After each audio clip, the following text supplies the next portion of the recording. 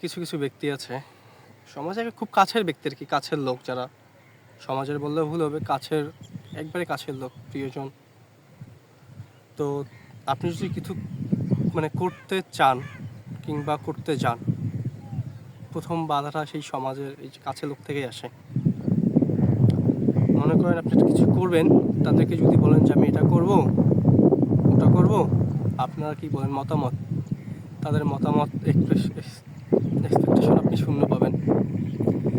আর আপনি আবার যদি কিছু করেও ফেলেন, তো তাদের এত পরিমাণ হিংসা হবে যে আপনার পাশ দিয়ে যদি তারা যায়, মনে হয় আপনি একটি গন্ধ ফিল করবেন যে আপনাকে দেখলেই তারা জ্বলতেছে, জ্বলে পুরো খাক হয়ে গেছে, ভিতর থেকে গন্ধ আসতেছে, এরকম একটা কাছের লোক এরকম হয় আর কি, বুঝতে পারছেন?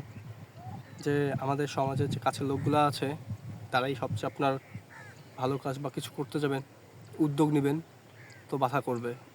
সেই লোকদের কাছ থেকে আবার যদি আপনি কিছু করেও ফেলেন, তো তাদের যে আপনার প্রতি যে তাদের ক্ষোভ, সেটা প্রকাশ পাবে।